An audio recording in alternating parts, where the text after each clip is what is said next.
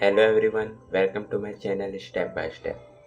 In the last video, we have seen the concept of degree of static indeterminacy. And at the end, I have given two questions to you to solve by your own and apply these two method. इसमें पहला method था कि हम जो basic derive किए थे जिसे फॉर्मूले की नीड नहीं थी, अगर आपने उससे सॉल्व कर लिया तो बहुत अच्छी बात है।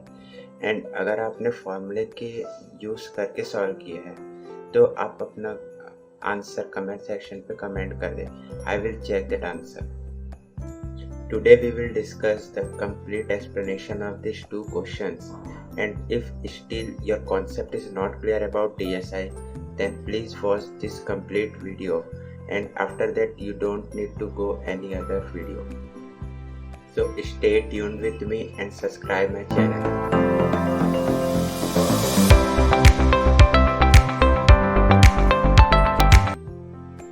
अब जनरल लोडिंग मतलब है कि हम कहीं से भी इस बीम पे लोड लगा सकते हैं। तो हमने एक इंक्लाइन लोडिंग कंसिडर किया है। सो इंक्लाइन लोडिंग के हमारे पास दो कंपोनेंट आ सकते हैं।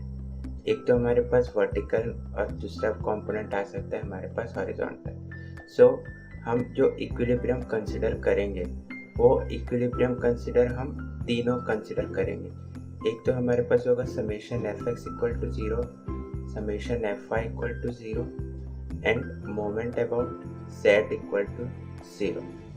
सिंस हम ये एक्सिस कंसिडर कर रहे हैं कि पॉजिटिव एक्स एक्सिस ऐसा है एंड पॉजिटिव वाई एक्सिस ऐसा है एंड z जो कि आउट ऑफ प्लेन जा रहा है, हम ऐसा एक्सिस कंसिडर कर रहे हैं। नाउ हम क्या करते हैं, हमें DSI फाइंड करना है। सो हम थोड़ा डिटेलिंग में इसको एनालाइज करेंगे। हम एक सेक्शन कट करते हैं जो कि बहुत क्लोज होगा सपोर्ट ए के। अब सपोर्ट ए का जॉइंट हम कंसिडर कर रहे हैं। सो ये रहा इसका सेक्शन एंड इसका फ्री बॉडी डायग्राम। ये जो छोटा सा मेंबर है वो हमने ये मेंबर कंसिडर करने के लिए किया। काफ़ी स्टूडेंट्स को डाउट था, इसलिए मैंने इसका एक और डीप एक्सप्लेनेशन के लिए ये फ्री बॉडी डायग्राम बनाया। अब हमको पता है कि फिक्स सपोर्ट में हमारे पास तीन रिएक्शन आएंगे जो कि होगा एक्स एक्सिस में, वाई एक्सिस में और एक होगा मोमेंट। एंड ये जो सेक्शन कट किया है हमने ये है बीम, और बीम में भी हमारे पास तीन मेंबर फोर्सेस आते हैं जब भी हम सेक्शन कट करते हैं। तो वो मेंबर फोर्सेस होगा एक्स और वाई और मोमेंट अबाउट जेड के डायरेक्शन। अब ये मैंने साइन कन्वेंशन के बेसिस पे नहीं किया, ये मैंने रैंडमली कंसिडर कर लिया। सो इससे कंफ्यूज मत होइएगा। नाउ अब हमें क्या फाइंड करना है कि हमारे पास कितने नंबर ऑफ अननोन्स हैं। तो फिक्स सपोर्ट के कारण अननोन हो गए हमारे पास 3 और मेंबर फोर्सेस के कारण अननोन हो गए 3। तो टोटल अननोन हो गया हमारे पास 6। और इक्विलिब्रियम इक्वेशन है हमारे पास 3। सो रिमेनिंग अननोन हो गए 6 - 3 = 3। तो हम इस जॉइंट पे कैसे नोटेशन लिखते हैं, हम अगर डायरेक्टली सॉल्व करना है हमें तो इस जॉइंट पे हम लिखेंगे 3 सपोर्ट के और 3 मेंबर के। सो 3 + 3 और माइनस हो गया हमारे पास इक्विलिब्रियम इक्वेशन जो कि इक्वल टू 3। तो ये हो गया हमारे पास इस जॉइंट पे रिमेनिंग अननोन। सिमिलरली अब हम दूसरा सेक्शन कट करेंगे जो कि very close to the joint B होगा। अब इस जॉइंट का हम फ्री बॉडी डायग्राम बनाएंगे। Now free body diagram same होगा, सिमिलर होगा, दैट इज बी का फ्री बॉडी डायग्राम और ये छोटा सा मेंबर जो कि हमने मेंबर को कट किया है एक्चुअल में। सो अब हमारे पास रिएक्शन हो जाएंगे सपोर्ट के कारण 3 reaction, X direction, Y direction and moment about Z direction. अब यहाँ पे हम क्या कंसिडर करते हैं कि हमने मेंबर फोर्सेस ऑलरेडी सपोर्ट ए पे कंसिडर कर चुका है। तो यहाँ का जो मेंबर फोर्स होगा वो हमारे पास ऑलरेडी अननोन होगा, ऑलरेडी नोन होगा। सो अब हम इसको अननोन में काउंट नहीं करेंगे। हेंस यहाँ पे टोटल अननोन होगा, अननोन इक्वल टू 3 और इस जॉइंट पे भी क्योंकि ये फ्री बॉडी डायग्राम है और फ्री बॉडी डायग्राम में इक्विलिब्रियम इक्वेशन होंगे, तो इक्विलिब्रियम इक्वेशन अगेन हो गए 3। सो रिमेनिंग कितना हुआ, remaining unknown, that is 3 minus 3 that is equal to 0। Hence हम DSI कैसे कैलकुलेट करते हैं, DSI equal to 3 plus 0 that is एक 3 है और दूसरा 0, हेंस DSI इक्वल टू 3 और यही हमारा आंसर होगा।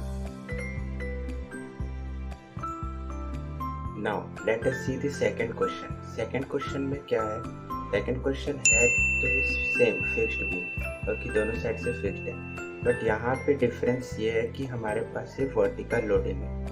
अब वर्टिकल लोडिंग मतलब क्या, वर्टिकल लोडिंग में हम जो इक्विलिब्रियम इक्वेशन कंसिडर करेंगे, इक्विलिब्रियम इक्वेशन वो हमारे पास होगा एक तो vertical that is summation Fy equal to 0 और दूसरा होगा हमारे पास moment sum of moment about z equal to 0। तो हमारे पास वर्टिकल लोडिंग के कारण हम इक्विलिब्रियम इक्वेशन भी सिर्फ वही कंसिडर कर रहे हैं जो कि जनरेट होंगे।